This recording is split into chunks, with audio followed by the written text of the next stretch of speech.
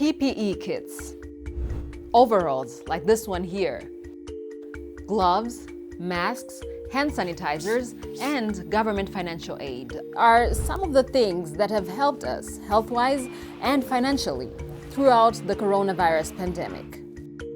But some people have pocketed these medical items or the relief money to make themselves rich. The pandemic has encouraged corruption and mismanagement throughout the globe. But my question today is, who's profiting from COVID-19 in Africa? Since the outbreak of COVID-19 in Nigeria and the African countries were working, we've seen that the rich are getting richer and the poor are getting poorer. The rich who have friends in corridors of power, who have allies, are the ones getting contracts, to handle logistics, distribution, and procurement. Take Kenya, for example. Back in August 2020, Kenya was rocked by an investigative report about so-called COVID millionaires. 15 business people and government officials are being investigated for allegedly misusing millions of dollars meant to buy medical supplies.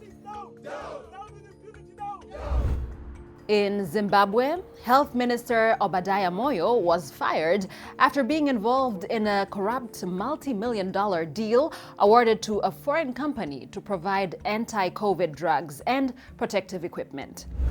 In South Africa, a report by the country's Auditor General revealed, quote, frightening findings. Among other things, some government departments bought protective gear at 5 times the price advised by the Treasury.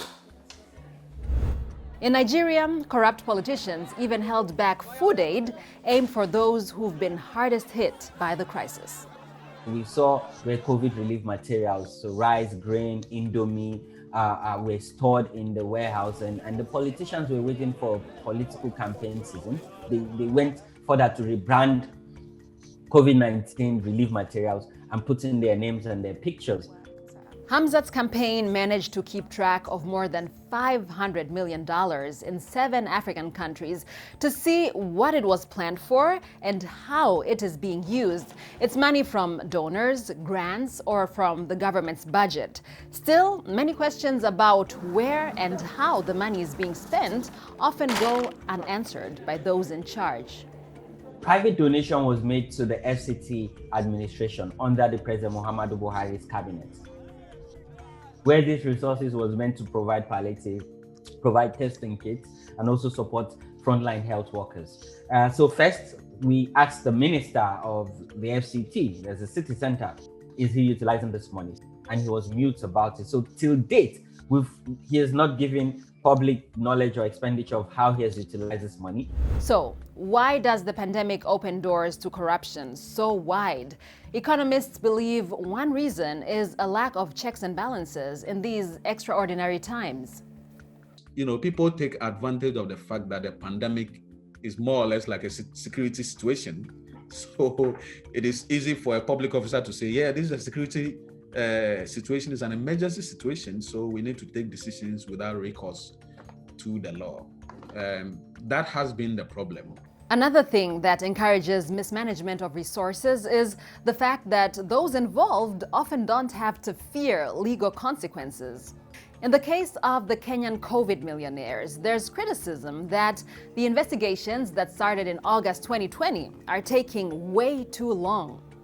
Why hasn't anyone been charged in court despite this period of time? Then you kind of then get suspicious and worry and start worrying that there could actually be a process to cover up or or sanitize someone or some people because they are connected to certain elites in this country. Of course, the temptation to turn a quick buck is high for people close to the corona money. But let's not be too negative here. The pandemic has also proven to be a huge business opportunity to some. They are turning profits in a legal way.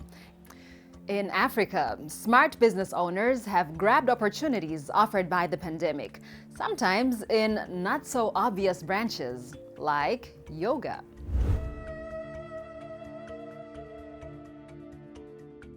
For example, South African yoga instructor Tidimalo Jasmine Selako decided to move her lessons online after a countrywide lockdown made classes impossible. Since then, the number of her followers has skyrocketed. These days, I find that most of the things that I do are online. And I could say that it really has given me space to become more innovative. And it's really pushed me to grow and see how I can strategically grow as a creative, as a brand, and just keep myself grounded as well. Services that had to shift online have given a boost to telecommunication companies. People are spending more data to stay in touch with friends and family and to get the latest on COVID developments. Also, when many schools and colleges closed, e-learning forced people to invest in data packages for their education. We're still in the middle of the COVID-19 pandemic. Just as it is with any crisis of this scale, there are winners and losers. The question remains, how many of those winning financially in Africa are actually playing fair?